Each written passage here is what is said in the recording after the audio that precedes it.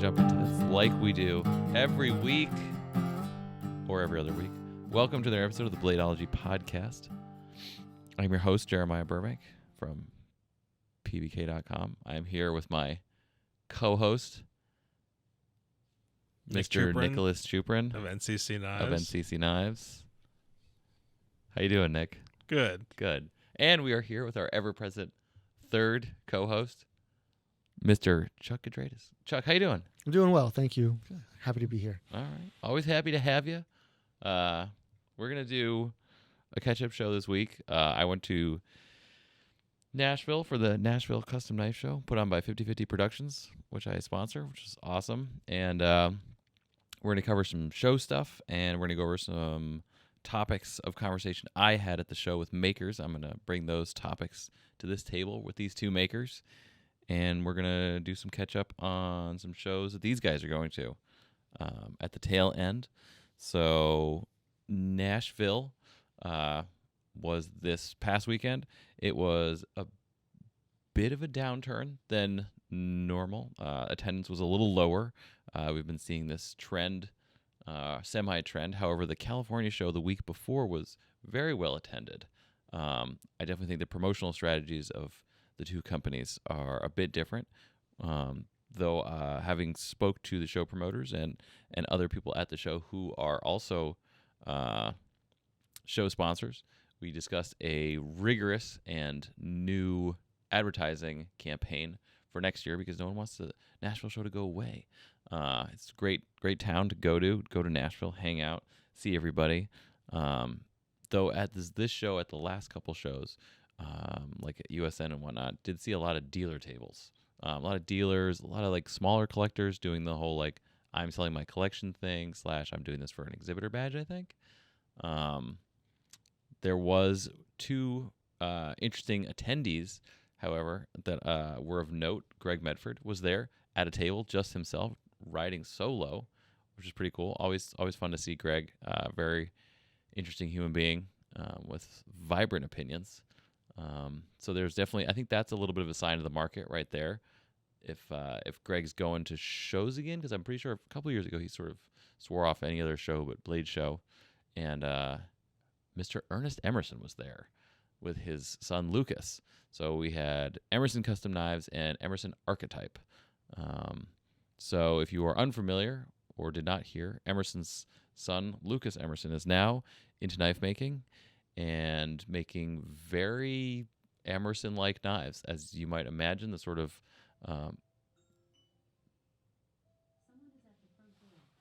pause. Who the fuck is that?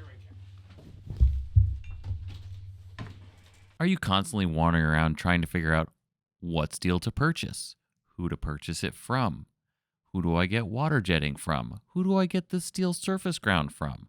Well, friends, today I knock on your door and offer you answers.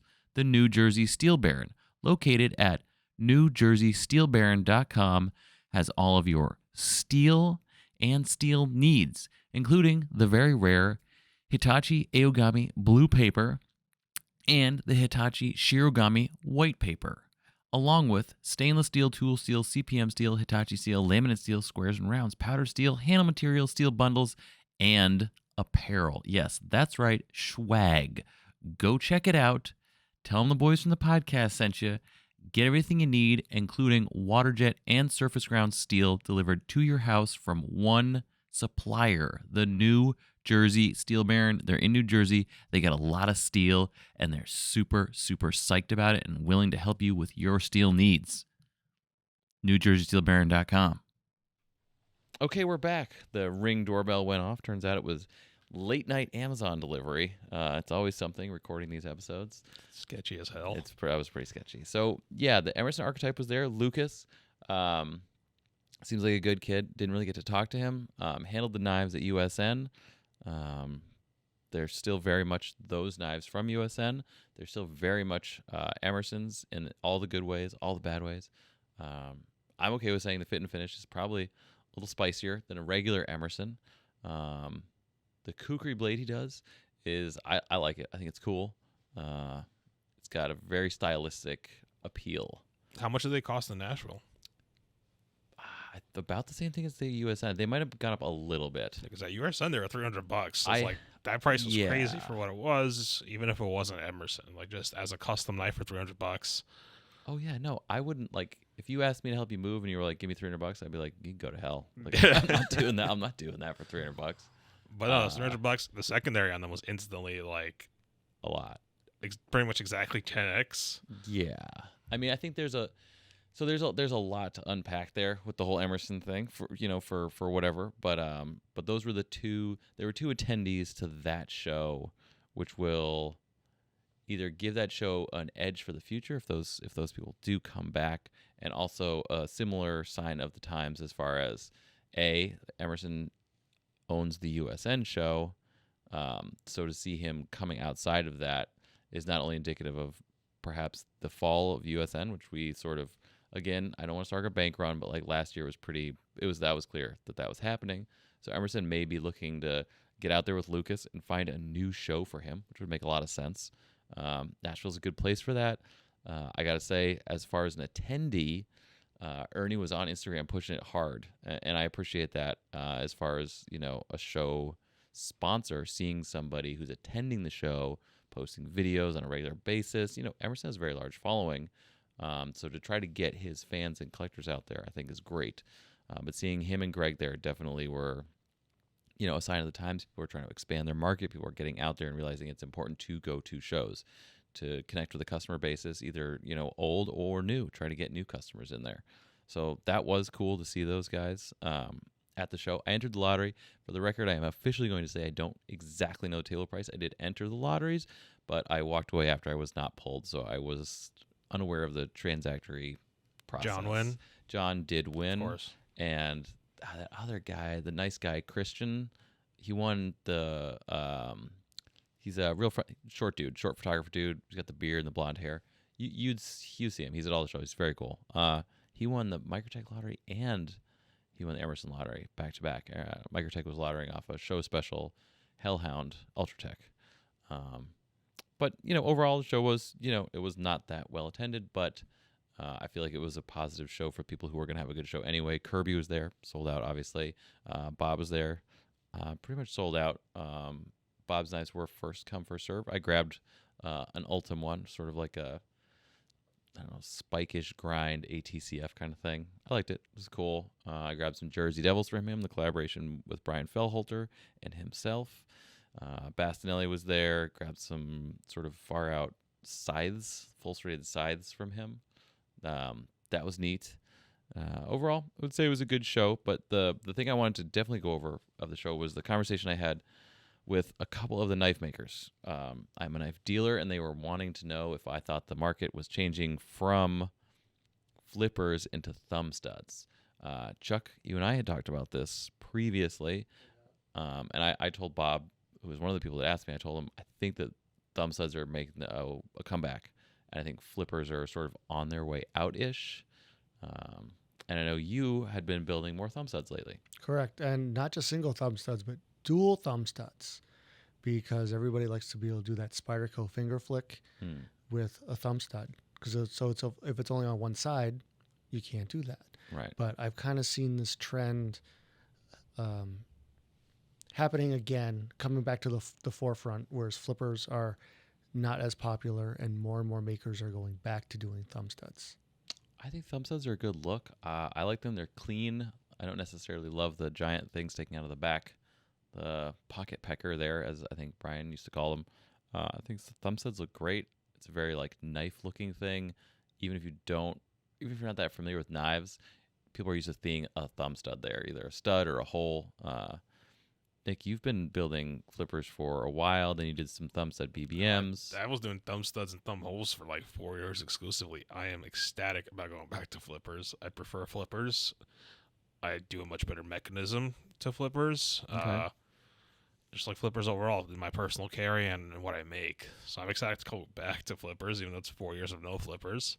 But the Ragnarok itself was designed to be every option. So there's going to be a thumb hole version, a thumb stud version, an auto version. So I'm excited for that I could go back and forth, but I'm most excited to make flippers again. Okay. All right. So that's an interesting sort of two sides of the table there. I think the market is going thumb stud over flipper, but you know what? If the mech, I know the most recent Ragnaroks are certainly flippers. Yes.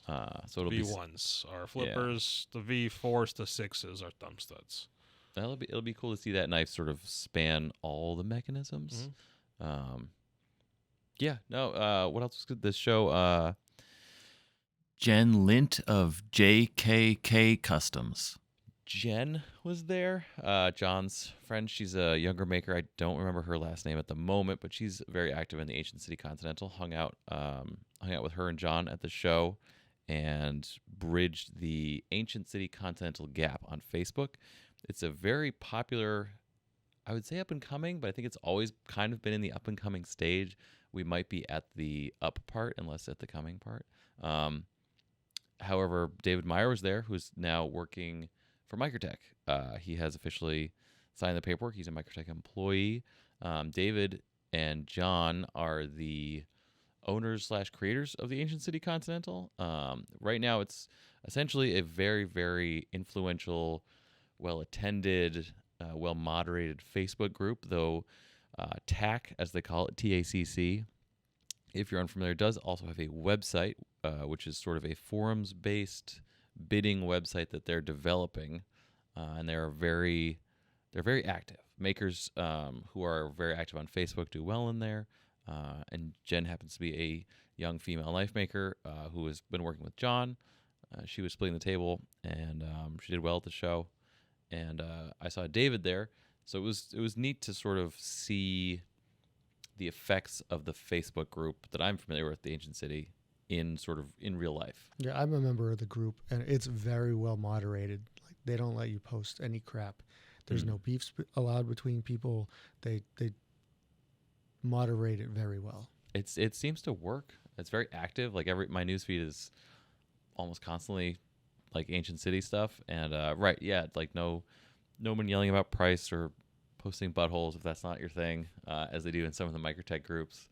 But regardless, anyway, I feel like I need to be more active in that group.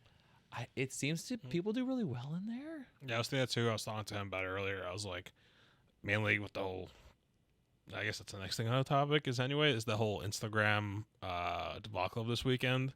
Yes, so there was a huge upset at the show, as there was everywhere else there was in the show. But being at a knife show and experiencing the Instagram hammer drop this weekend was very intense. That inspired a lot of conversations about sort of the point we are at as an industry with social media / the point we are at as an industry with everybody, like relationships between makers, relationships between dealers and manufacturers. There was a lot of that, a lot of the conversations that I had with people, but definitely with Instagram and seeing everybody come together this weekend and sort of learn from each other's posting was a large sort of exterior note that I've been trying to make with everybody, which is, as an industry, I think we need to have, I don't know about like an official go-to point, but an equivalent source for everyone to look to see what's happening would be good. Social media certainly stands as that right now, but if everyone's Instagram is down and they can't see each other, that might serve an issue in the future. So in case anyone was not aware, this weekend, Instagram instituted their AI, which swept over a great deal of people. I'm going to say 50%. That's probably fair? 50%? No, yeah, it's about every other person was posting about it. Yeah, and there was issues with non-followers seeing your account or restrictions on commenting and posting. So definitely social media and the way that we as the knife industry interact with social media is changing and evolving. I know a lot of people were talking about jumping ship and going to Twitter. Some people were talking about just other platforms in general. But that's a greater conversation that I think the industry needs to have with itself and its members. I mean, are you guys? It's for me. I hate Instagram. It's changed so much over the years since I started using it, but it's also like an invaluable thing for PVK. Like I get on there, I'm talking all the time. Like, what would it take for you guys to drop Instagram and move? I don't think I'd be able to ever drop it because whenever the joke we have ongoing is before Instagram. I remember when we were making the shift to Instagram, it wasn't like a consensus thing that we're on Instagram now. It was about the ease of Instagram. Back in the forum days, we had to use the forum plus photo bucket and do all this linking stuff to make a post with a picture on the forums. Forums are still where now it's different, but back then when we were making the transition to Instagram, the forums were still a better place to hold a conversation because the stuff in the feeds on Instagram will disappear kind of. But they won with the easiness of posting pictures and videos. Nothing else will make a transition like that where it will make our jobs easier and being involved in the community easier. So that's the problem of going somewhere else now. We went to Instagram because it became easier. We didn't need 3 different accounts to make one post with pictures and videos and then deal with like max limits that PhotoBucket had with free accounts, stuff like that. Now it's a concise effort, but I don't think that's ever going to happen. We've tried in the past. There was Vero, which was supposed to be the new like Instagram thing that wasn't. It lasted all of 2 weeks. You're not going to be a conglomerate like Meta. Facebook is still Meta. There's only a certain point until the AI gets implemented in private groups as well. So Facebook is definitely not the answer. YouTube has been kind of good, but it's not ease of conversation going on YouTube. That's the problem with YouTube. Shorts are kind of there, but to keep the conversation going, it's not as easy as Instagram. It's not as quick and easy to post. Twitter is one thing, but Twitter is also within the moment. It's about the new hot thing and not also keeping the conversation going.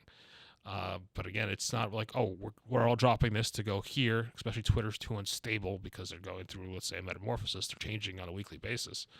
I think it's going to be this and that. And there are other that's. People are on Reddit. People are somewhat on Twitter. People are heavily on Facebook. Facebook is the second most to Instagram.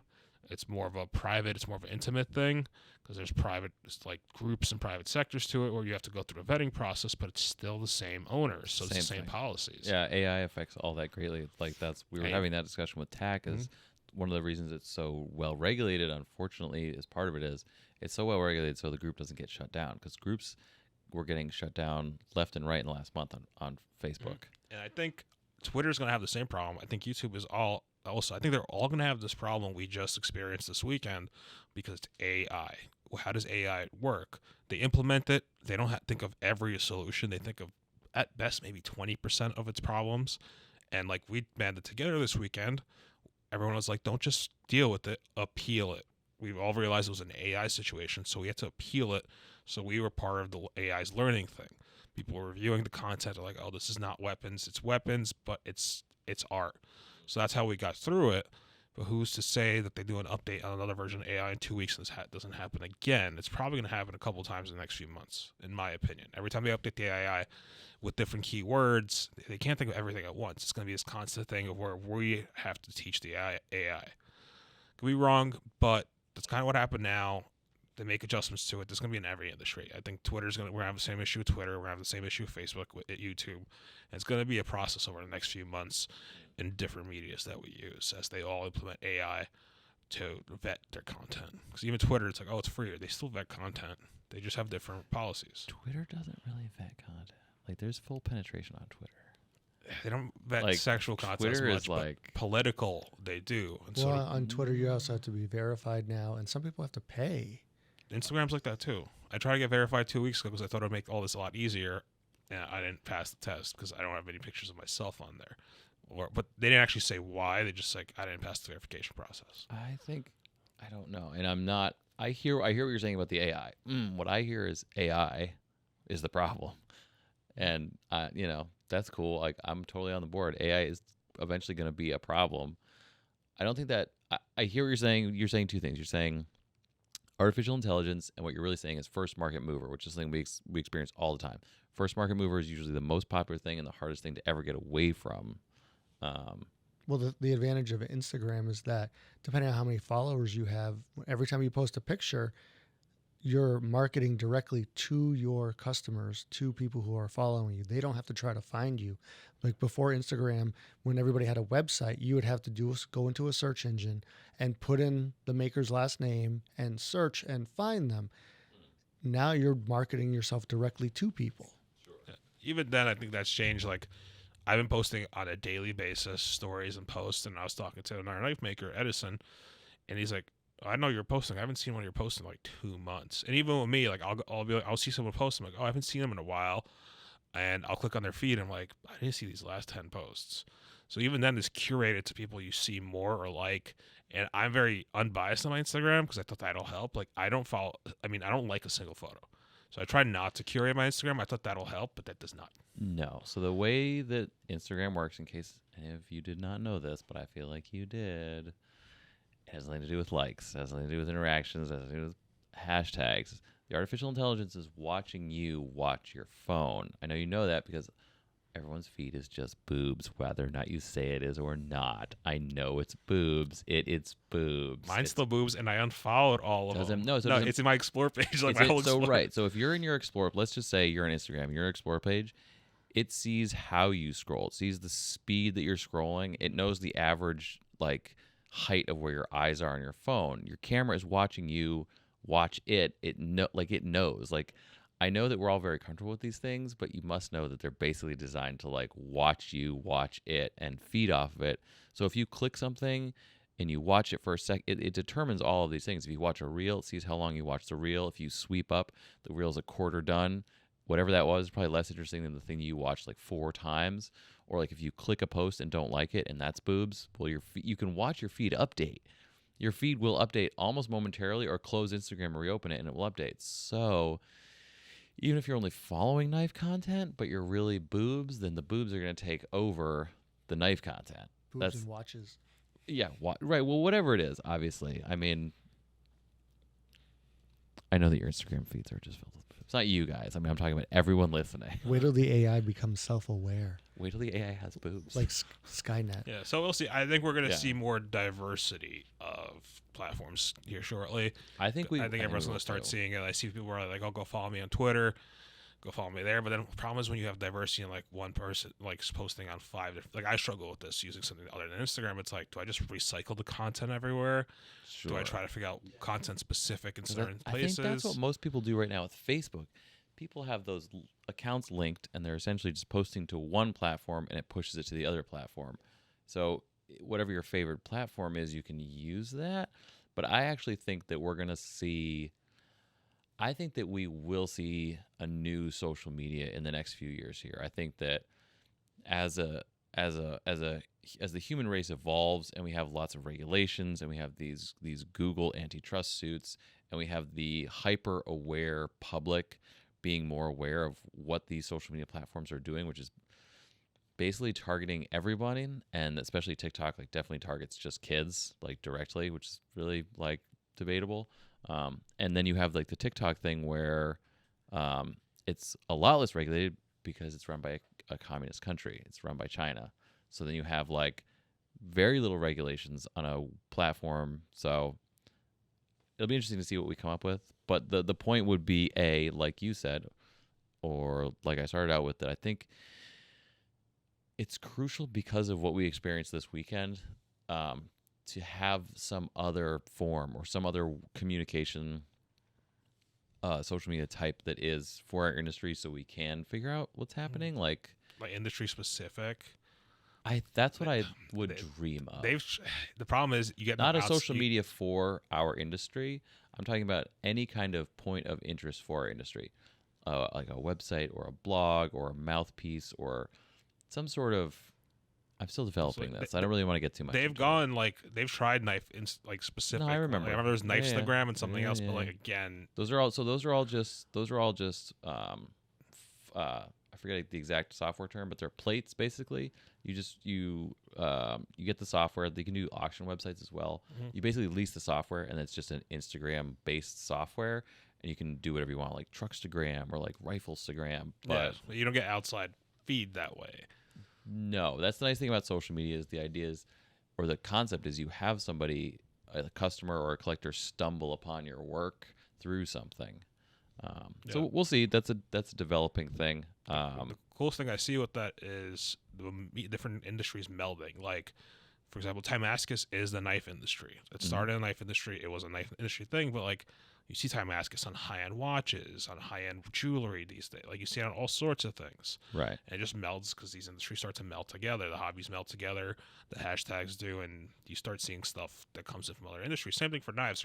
There's materials from other industries that have come into knives that were never used because we just saw other people using it. It's like, oh, that's cool. We could make this work. It's stable enough for handle materials or inlays or whatever it is. So that was the cool thing in the earlier days when the different markets started to meld. And now you see the same materials in every market because it's all kind of melded together. If you're into watches, you're going to probably be into knives. If you're The fat carbon. yeah, Right. Or like carbo quartz originally. the carbo quartz, fat carbon, that didn't start in the knife industry. It started in the watch industry. Right. All the mixed metal started here, went into the other industries. Even spinners, like that became a world craze. But before it became a world craze, it was a high end fidget toy that was kind of went side by side with the knife industry, Yes. and then it turned into a kid's toy. Back into a kid's toy, and then back into a high-end thing, and then back into a kid's toy. No, I think going forward, we're going to have to be more creative on how you post on Instagram knife-related content. So it maybe not just knife-related, but other things. So that way the AI doesn't necessarily just look at your Instagram and say, these are all considered weapons. So knives and boobs. Well, So you cross the platform. maybe put yourself in the picture with the knife or some nature. Take the picture outside so that way the background But my boobs aren't big enough. is part of it. Well, you could work on that. Yeah, you can work on that. You can work on both things, being outside more and having bigger boobs. I think you're right. I think there's a lot of things, but in the short term, I definitely think how we think about posting definitely has to change.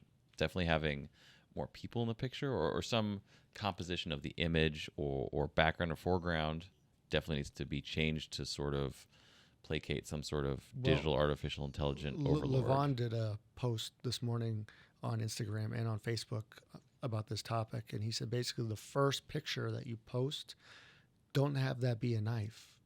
Have that be something else, because that's what AI is going to see first. Yeah. So, or if it's a folder, have a picture of the knife closed as the first picture, and it won't be recognized as a knife necessarily. Yeah. And then the subsequent photos be of the knife So open. you realize what you just described, right? You just described clickbait. That's right. We are teaching artificial intelligence to be hyper intelligent, and then as humans, we're using clickbait to trick the robots. Well, the thing is, though, That's insane. the problem is people don't necessarily click on the other pictures. Last year around Halloween, I posted a picture of myself in my Halloween costume dressed as Beetlejuice, and the caption said, "It's showtime." And the second picture and third were a picture of my Switch Army Switchblade that I had available. But it took a while for somebody to actually swipe on the other photos and read what I had written saying that this knife was available before someone actually messaged me and said, "Hey, I'd like to buy this." Yeah, that's another thing in general. Nobody reads the comments. Yeah. No one reads the captions. Nobody reads that stuff. Just scroll, double tap, like Yeah, social media, we're going to work on that one. We're going to get better at it or maybe just get worse at it. Yeah.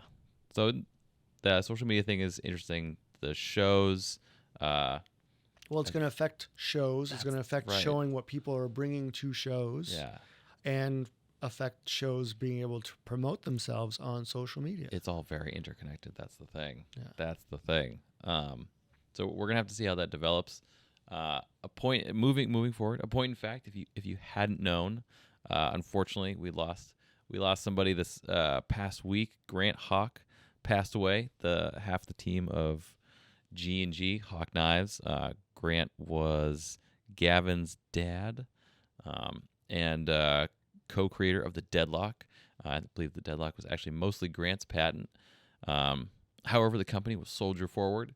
I had a couple of weird interactions at the not weird interactions at the show this past weekend, which made me want to sort of talk about this for a minute. I did purchase a Model B at the show from Polly, and I was playing with it at the table, and I had a collector come up to me and, "Oh my God, blah, blah, you're Jeremiah from PBK." And I was like, "Yeah, hey, what's up, dude?" Like, and I was holding the Model B, and he's like, "Do you think it's going to be okay?" And I was like, "Well, what do you, like, in what context? Like his life? No, we're all going to die." Which ended up not being funny because he was like, "No, Grant And I was like, "What do you mean?" And he's like, "Well, do you think do you think they're going out of business or something?" And I was totally flabbergasted, as I hadn't thought about the perspective. And again, so not to so if you're on the outside, if you're not part of the direct circle or whatever, you might not realize that. But certainly, Grant was a fairly older gentleman who had really stepped back from day-to-day operations. Probably, Gavin said, probably about 5 to 7 years ago is really when Gavin pretty much took over full time. Previous to that, certainly they were 50-50 for a very long time. But Grant definitely still, Nick and I went up there to visit, and Grant was on the compound, tooling around, working on stuff, but he was not the point person of operations for that company for a while. And again, later on in the show, I actually had another collector ask me that while I was playing with my Model B, and he said it was the same thing. He's like, "Oh, it's really unfortunate, the company's going to go under." And I was, again, totally taken back. I was like, absolutely not. Like, actually, I didn't want to play a hand that wouldn't have been played yet, but I was like, quite the opposite. I can't really get into it. But no, the company is more than flourishing currently. You could have said, "Well, I have this Model B. You better get it while you can." That's exactly right. Yeah.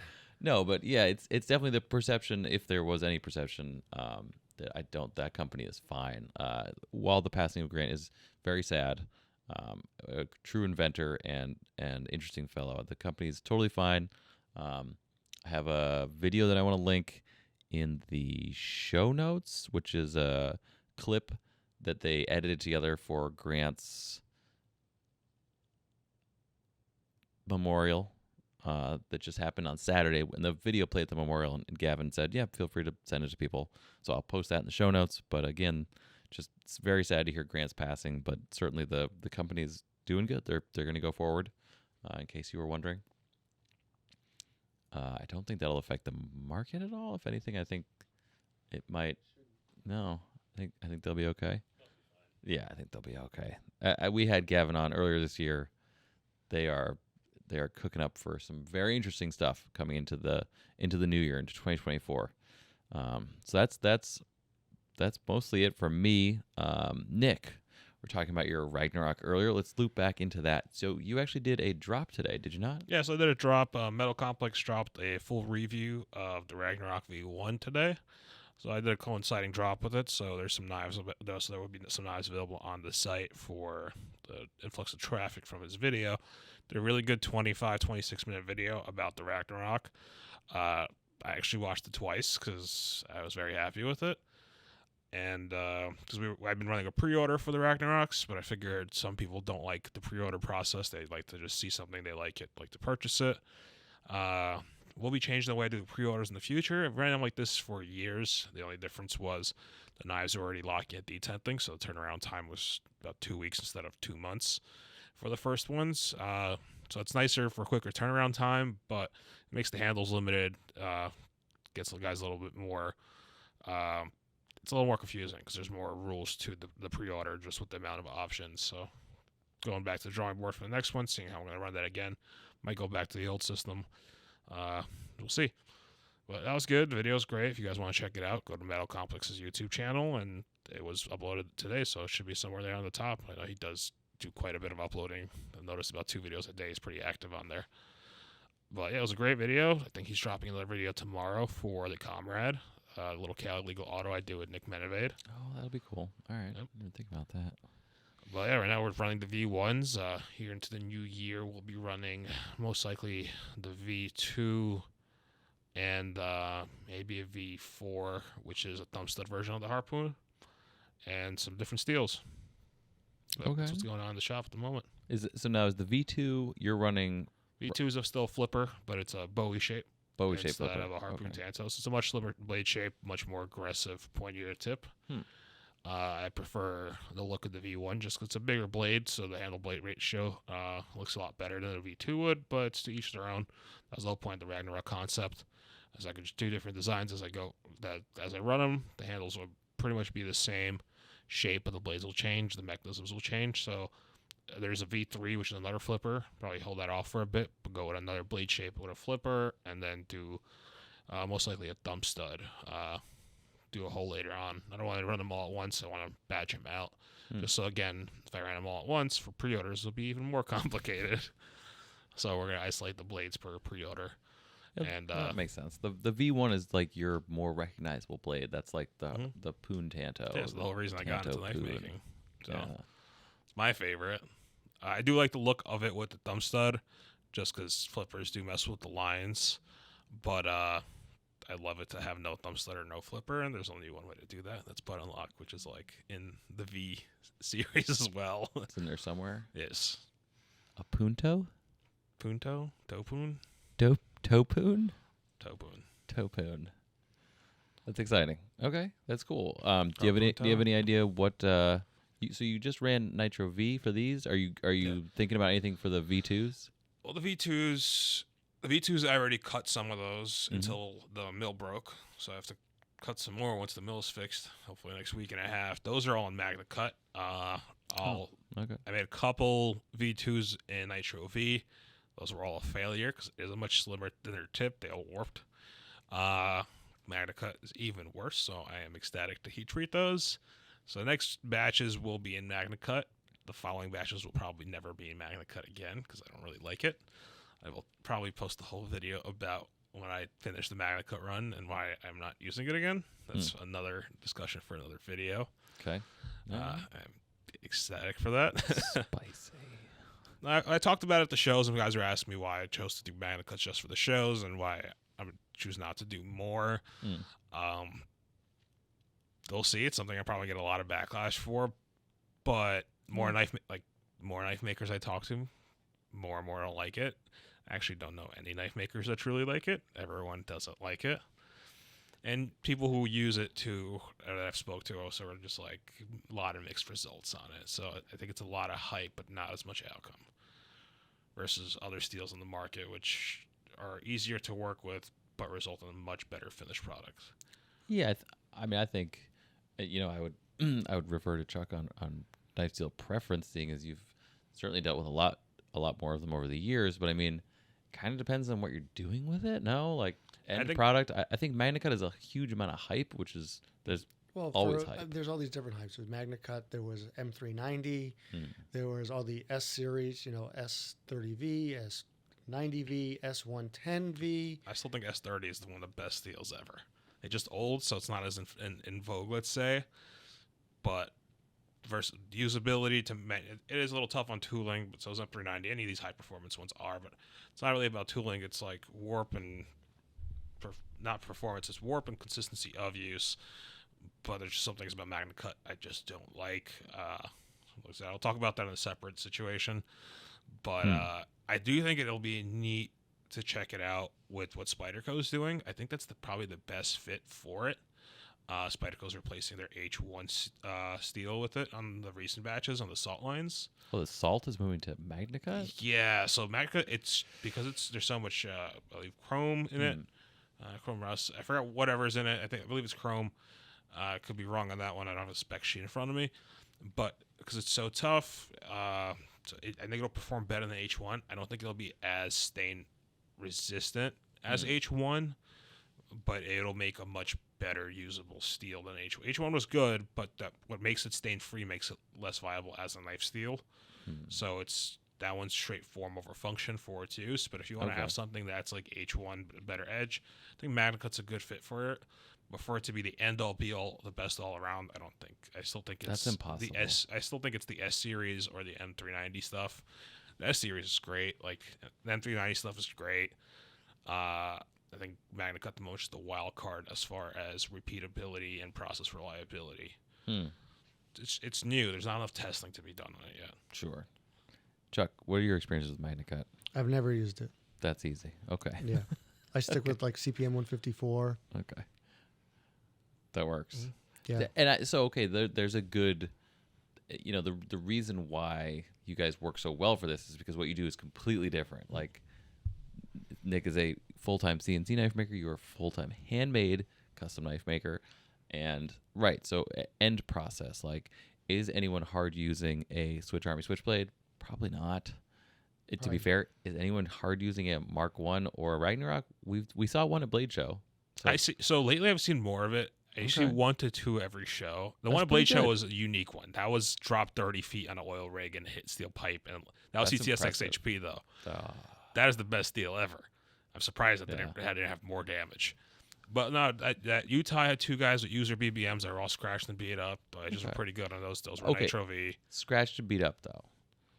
No, but you could tell the scratches are going from the edge up, so they're cutting through Okay. cardboard or whatever. Cutting through, it's use with it's abrasion with use, not abrasion by the pocket clip because they just have it in their pocket. Sure. Like Jimmy's dad's SOCOM. Did you see that? Oh yeah, Like that's like double hammered. Like that thing was like batoned, like stabbed through a door. Like I was like, whoa, Mhm. guy. So James works at PVK, gave his dad a SOCOM a couple years, and brought it in for RMA. I mean, it has lock wobble. One of the thumb studs is missing. Like the pocket clip is like marred and like pocket screw is gone. missing. Yeah, like that is like when we say hard use and you're like, oh, he's been cutting cardboard and it's slightly abrasive. Like this knife was 100% stabbed through a steel drum. Like it's lost about an eighth of its life being poorly resharpened over the years. Like, yeah. So I mean, again, use case scenario counts for a lot. You know, all these knife steels, they'll totally kill the shit out of somebody and they'll totally cut a cardboard box. Like it's, you know. Yeah, no, whatever. I would say like those comments, for example, Metal Complex video. There's 2 Sure. comments about a custom knife for that price. Why is he using Nitro V? She should charge a little bit more and use something else. It's not about the cost of the steel. No, of course not. It's about for me. It's all about process reliability. Reliability. I've pretty much used everything Niagara makes, everything Carpenter made, Mhm. everything German except the M series. I've used a little bit of the M series stuff too, on a couple pieces, but I exclusively work with NJ Steel Baron. Shout out to our sponsor. That's true. But I have a long-standing relationship with Pete, so it's easy for me to make one phone call, buy any of the steels he offers. He does Right. my water jet and grinding, so I've tried the full gambit there. But for the custom series, first on the list for me is process reliability and finish reliability. It's a custom knife. I want to offer all the options. Some steels just don't acid wash well. The S series doesn't acid wash well. M390 doesn't acid wash well. So my favorite to go to for customs was always CTS XHP. Mm. NJ Steel Baron actually never offered that, but that was my perfect balance of process reliability, usability, and multitude of finishes. Unfortunately, it's discontinued. They don't make it anymore. So that's where I'm going back to the drawing board, as I haven't liked the process reliability of Nitro V. Finishing has been great, but the recent batches I haven't liked. That's where, like, me and Chuck are different. He makes one knife at a time, where I'm working on large batches, so I see the difference in even the same steel. You might think it's always the same, but from batch to batch, there is a tolerance in steel manufacturing, the same as machining. We have a tolerance in sizes. They have a tolerance in recipe. We had this whole conversation with M390K, Microtech stuff. Mm-hmm. It's still M390. What I understand, they're paying a little bit more money to have a better M390. What that means is it's just a tighter recipe process, so they have more process reliability. Yeah. So Especially when you're making that many knives. yeah, like A lot. I've seen I've used Nitro V almost exclusively since the creation about 4 years ago, 2019 I believe, or 2018, and I've used it through various batches, and I do notice different things from batch to batch. Right. Batch 1 I didn't like, batch 2 was amazing, and now what I believe is I was on batch 3 or 4, I don't like it as much. So I'm trying different things. So what I'm hearing is that the sole purpose that you use Nitro V is that you named Nitro V. Is that correct? Now I'm biased to it because I named it, but Right. I've used it enough to understand the process reliability behind it, reliability in heat treating, Right. manufacturing, Right. these kind of things. But the number one thing to me is finish reliability. Even the Magna Cut, I tried it because it acid washed well on one test sample. Right. So I was like, oh, this takes acid wash well. On a larger test sample, I'm getting different results. So knives that I'm trying to acid wash, in reality, once I'm at the stage, I'm like, oh, this didn't acid wash to my liking. I have to go to a different finish. And that uncertainty is a problem for when I do knives custom built to order versus knives that I just make for drops or for shows. I do a lot of pre-order stuff where I custom built knives to customer specifications. It's a big problem when the customer requests a knife to be acid washed and it doesn't work out. Yeah. I have to talk them into something else. I have to treat the steel even further, work the steel even further, extra blasting, extra pitting, removing material. It's not a great thing. It's not just about the extra time and refinishing. You're getting rid of steel that you don't want to get rid of. Yeah, the Actica one is that, and I have other problems with it. So I'm going to try something else. I'm looking at S45. I hear it doesn't acid wash well, but hearing and actually doing are two different things, so I don't actually take anyone's word for it. I consider it till I actually try it. Test. Yeah, we'll see. I think next batch will be S45VN. We'll see how that works. CRKT is using it, so that makes me have the inclination that it's probably really reliable in process reliability and batch consistency. So I like that about it. So that's what's making me try that. If it's not that, go to something else. We'll see. Gotcha. I don't have anything after that one yet. Okay. All right. I think that's a pretty solid steel update going into the new year. Looking forward to V2s with the Bowie and the thumb stud. I think that'll be good. All right. And you're going to Kentucky, right? Me and Chuck are both going to Kentucky. Both going to Kentucky. Like 2 weeks, 3 weeks, 2 weeks. 2 weeks. 2 weeks. Chuck, what are you building for Kentucky? What's happening? I'm building Switch Army switchblades. Good. And I've been playing around with blade shapes. Okay. So I have a Tonto version and an extreme Tonto version that's very aggressive. Extreme Tanto? Yes. Okay. So, but I've also been playing around taking the Switch Army switchblade platform, and I did a dagger version of it, but I also changed the handle design so it's more like a cigar shape, where it tapers at the butt end of the handle because the dagger blade sits deeper inside of the handle.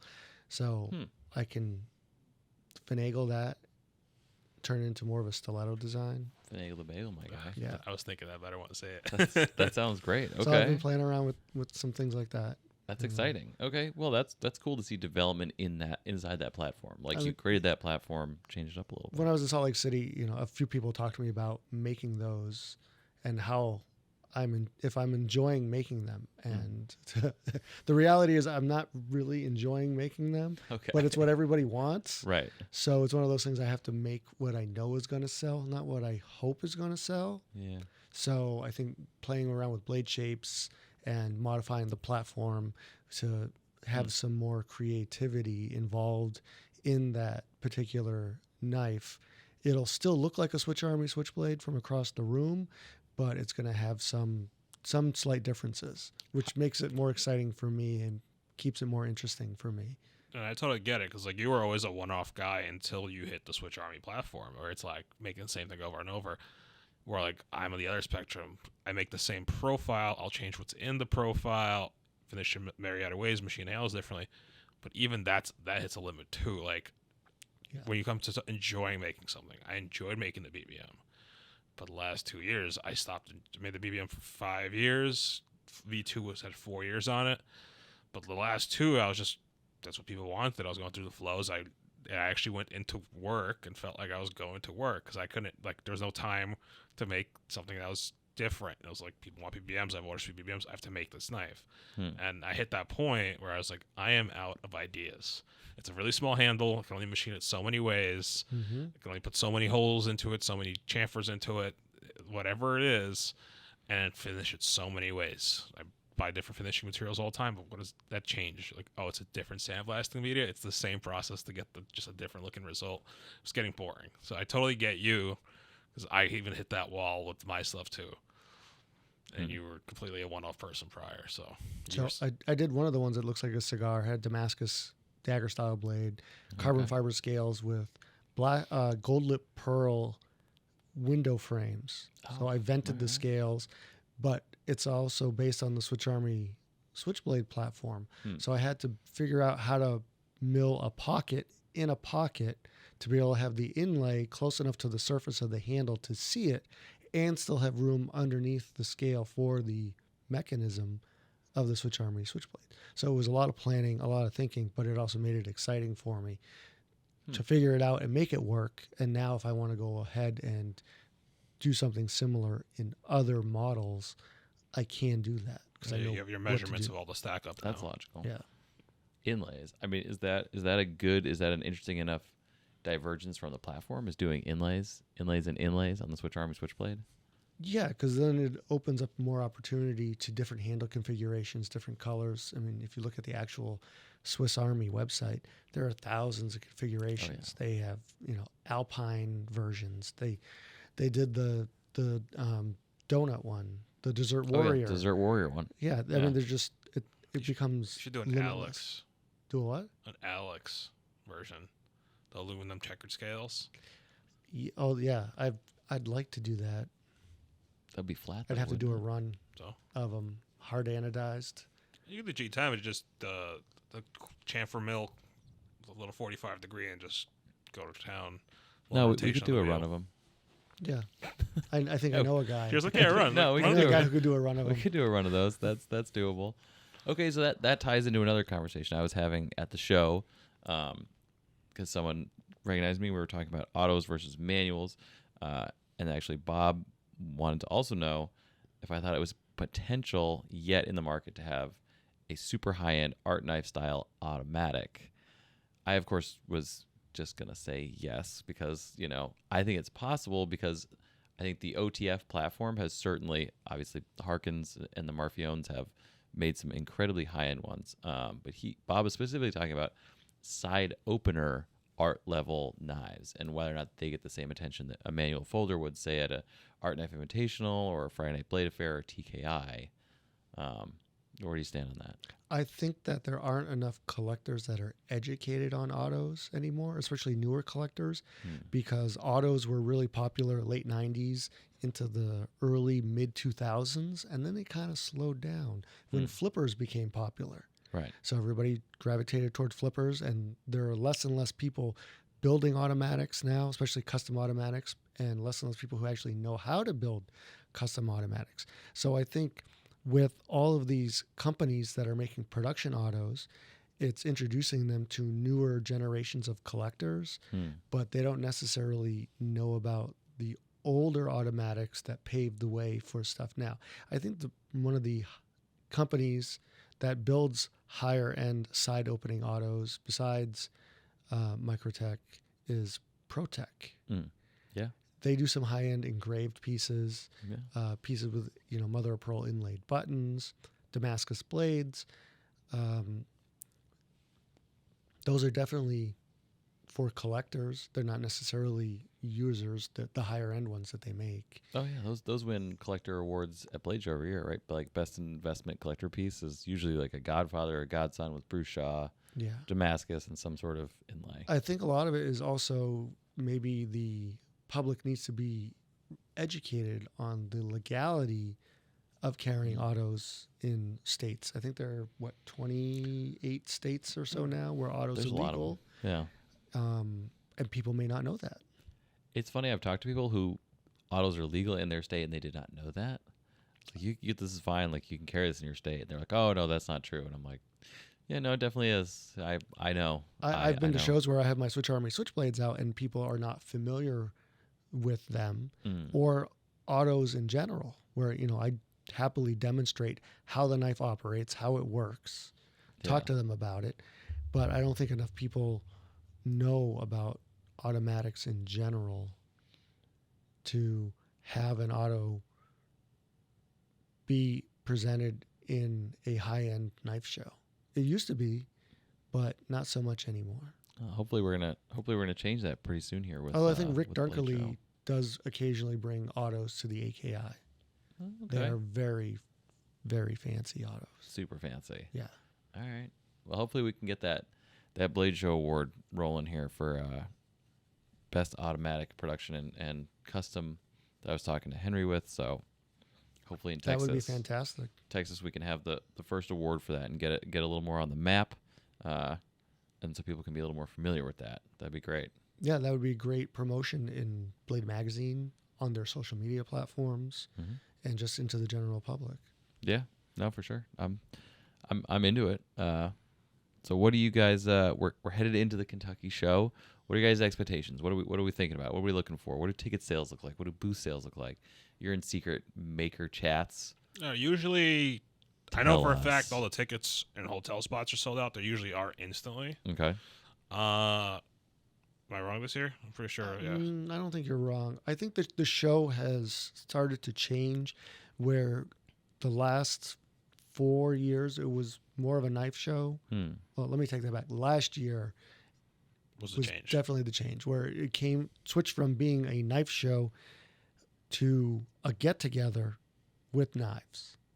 So more people come to hang out, see friends, buy bourbon, drink bourbon.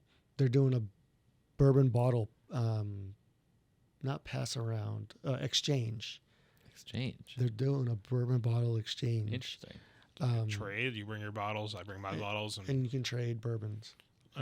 because that's probably developing from when the craft brew junkie guys kind of ran that.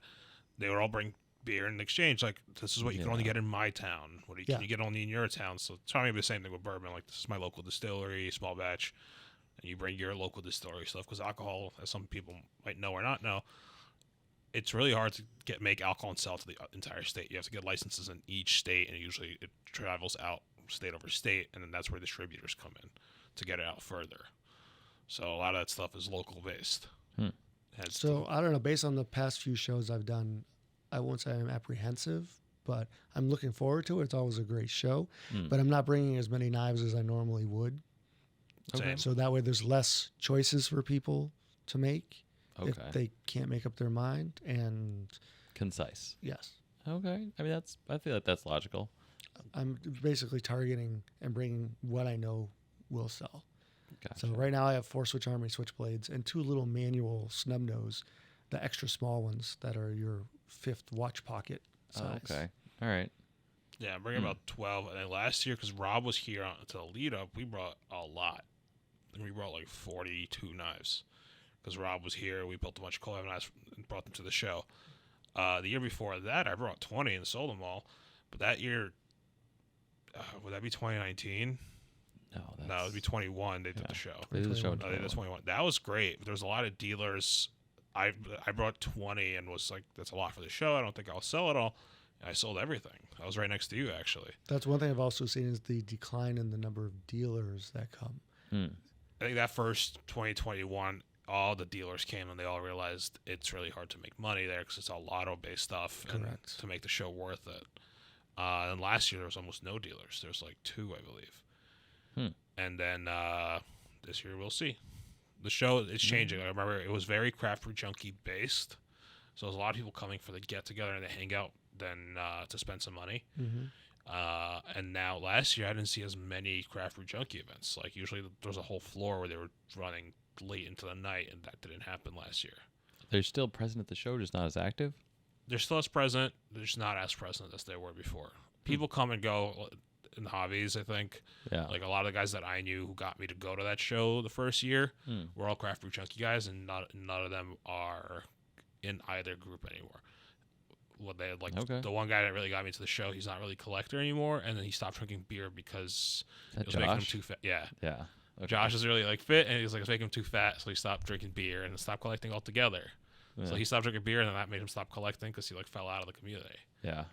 That happens. People do phase in and out of things. Well, this also circles back to the fact that, there was the California Custom Show 2 weeks ago, and then this Yes. past weekend it was Nashville, and in 2 weeks is Kentucky. It's a lot of shows. Yeah. There was definitely a Less than bit a of month. show fatigue from people. Yeah, and then last month was Utah. Yeah. I think we were at a show almost at least Almost- every 2 weeks. Almost literally, especially like seeing as going into the new year, we have. So just as a quick rundown. So California Custom is in February of 2024. Blade Show Texas is also in February of 2024.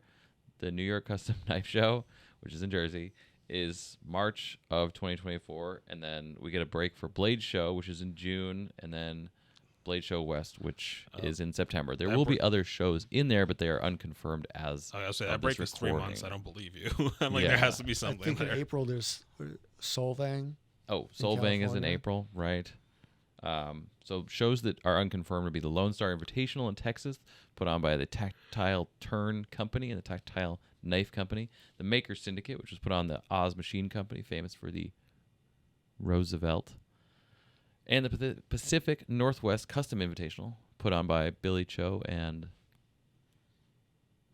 Friends. I forget his name. Nick Okay. Rolfe. There we go. That's Bam. what it is. Those three are unconfirmed as of this recording, but I'm sure we'll probably be seeing confirmed posts on social media for those. So we are also hitting a point where there are a great deal of shows. There was avid, fervent discussion of the 50/50 Recon 1 tete-a-tete that is happening, as it doesn't help anybody, consumers, producers, makers. Having the shows so close together is not great. So hopefully the show promoters can have a roundtable discussion and iron some of this out, because California and Blade Show Texas will be in the same month, only a week apart in 2024, in February, getting right after SHOT Show, which doesn't really affect custom makers, but it will affect the industry as a whole. And those same industry people will probably be going to Blade Show Texas, and some of them to California. But yes, you guys have 2 weeks from recording to Kentucky. Was it the second weekend of December? December 2nd. December First weekend. 2nd. Yeah, I'm fine. I was making eyes for Nashville because I was planning on going. I did go, so like, I'm good and ready. If I wasn't, I'd be panicking because I'm working on pre-orders and one of my machines are still down. Oh yeah. So I got to concentrate on pre-orders, and like, thankfully for Kentucky, I'm set.